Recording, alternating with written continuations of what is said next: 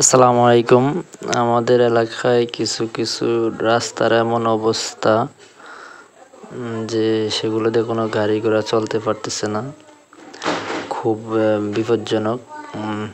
আমরা চিন্তা ভাবনা করছিলাম যে এগুলা কিভাবে কি করা যায়। এর মধ্যে আমাদের এক ভাই উদ্যোগ নিছে, তার সাথে ছিল আমার বন্ধু রুবেল, আনোয়ার হোসেন রুবেল এবং কালাম।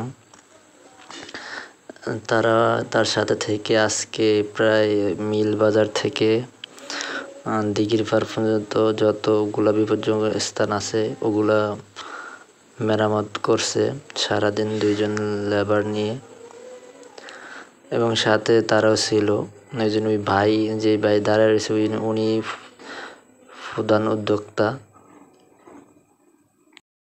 বিকালবেলা আমিও গেছিলাম, কিন্তু আমরা যা কোনো কাজ করি নাই, আমরা সাথে ছিলাম, দেখিয়ে দিছিলাম কিভাবে কি করতে হবে।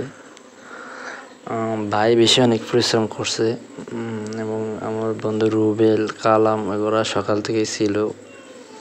আসলে এটা খুব একটা সামাজিক কাজ, খুব ভালো লাগলো। মানুষের অনেক উপকার হবে, বড় ধরনের অ্যাক্সিডেন্ট থেকে বাঁচবে। আশা করি এই ধরনের কাজে আরও মানুষ এগিয়ে আসবে।